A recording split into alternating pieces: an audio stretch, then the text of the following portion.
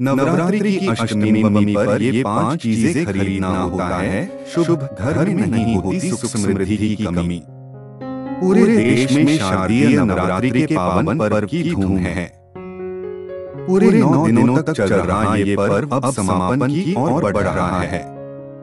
अष्टमी और नवमी तिथि पर कन्या भोज के साथ ही माता रानी को विदा किया जाता है। धार्मिक रूप से देखें तो नवरात्रि की अष्टमी और नवमी तिथि का बहुत महत्व है। कुछ ऐसे काम हैं जिन्हें यदि विशेष रूप से अष्टमी और नवमी पर किया जाए तो बहुत ही पुण्य फल प्राप्त होता है। इन्हीं कामों में से एक है कुछ स्पेशल चीजों की खरीदारी।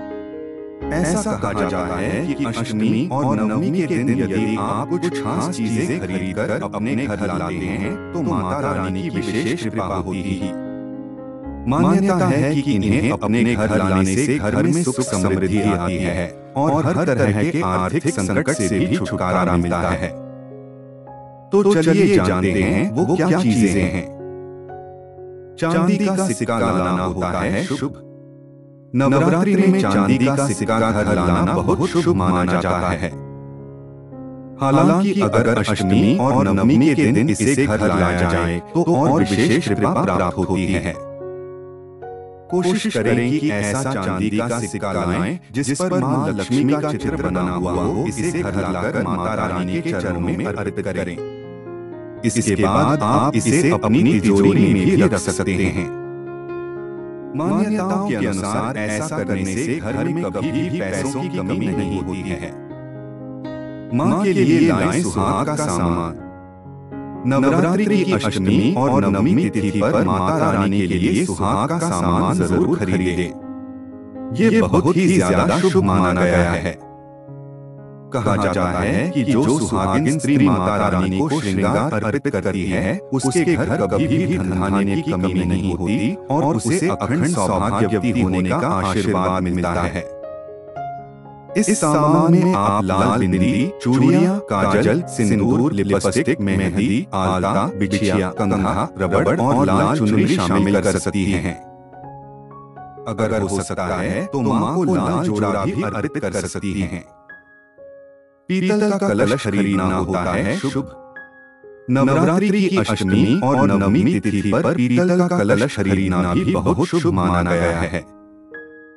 आप पूजा का जल रखने के लिए पीतल का कलश खरीद सकते हैं। वहीं इस कलश को किसी शुभ कार्य के लिए भी इस्तेमाल में लाया जा सकता है। धार्मिक मान्यताओं के अनुसार कहा जाता है कि अष्टमी या नवमी तिथि पर पीतल का कलश लाने से ग्रह दोष से मुक्ति मिलती है। घर ले आए मोरपंख। धार्मिक रूप से देखें तो अष्टमी और नवमी पर अपने घर मोरपंख लाना भी बहुत शुभ माना जाता है। आप इन दिनों एक मोरपंख खरीदकर अपने मंदिर में रख सकते हैं।